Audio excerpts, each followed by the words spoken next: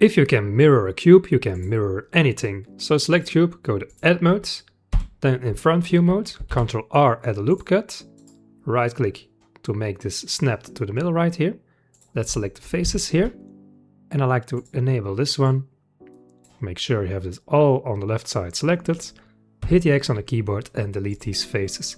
Now you have half a cube. Congratulations! Let's go back here to Object Mode. Make sure this half part is selected. Go here to the wrench icon for the modifiers and a modifier. Then look for a mirror to see if you're pretty today.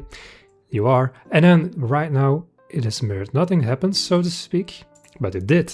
Because right now you can see I can edit this part and not this part. Because what I do on the right side will be copied to the left side. At least if you select the X mirror, you can also mirror in the other dimensions. So let me show you. Let's grab here and it moves. And now grab here and see it mirrors on the other side.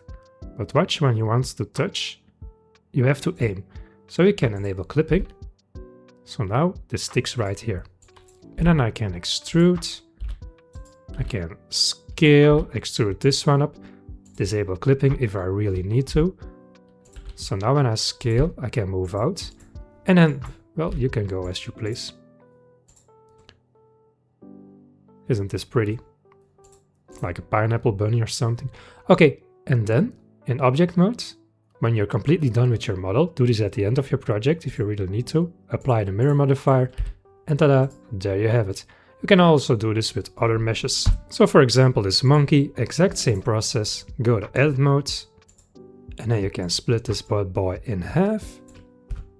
Delete these faces, so you can have half a monkey. And if there are any leftovers, maybe you need to zoom in.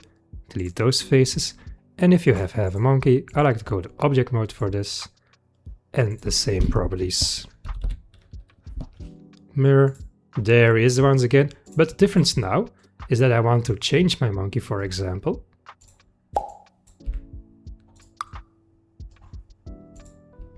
Longer ears. You see, it happens on the other side as well. Isn't this nice? There you go. That's the mirror modifier inside of Blender.